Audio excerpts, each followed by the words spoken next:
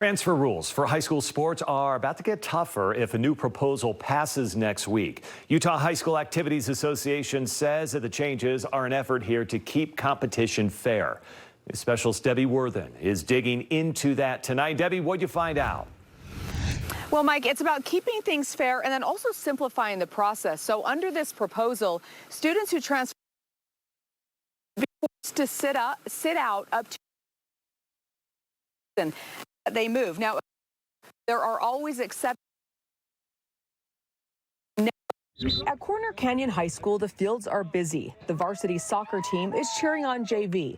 Most of these kids have played soccer all their lives. We've been pretty good. Miles McMullen is one of them. We've had better teams in the past, but we've also performed really well this year. He's well aware of transfer rules and think the changes seem like a good idea. The harder it is to transfer, the less amount of people will realistically try and transfer. Anders Olsted is the goalie. I think if everyone's doing it, then I think it's fair. He says the changes will only work if they're made across the board. We can't have our recruiting process be too crazy. The purpose of the transfer rule, right, is what we all believe in, is fair play. Jason Smith is the principal at Northridge High School. He's also on the executive board recommending the changes. And trying to keep that playing field as level as possible for all our participating schools. He says the new rule still keeps many things in place, but he believes it cleans up loopholes where guidelines may not have been clear. I've just always been a big proponent of fair play, right, and keeping conditions as fair as possible in high school sports. Other changes would require documentation for an anti-bullying waiver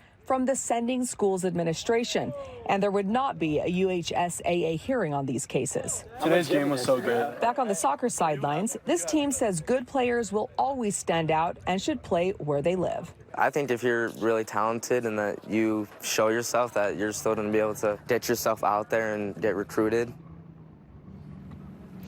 All right, so our mic cut out, so I want to tell you some of the specific reasons that have now been narrowed that you could transfer and not lose out on eligibility.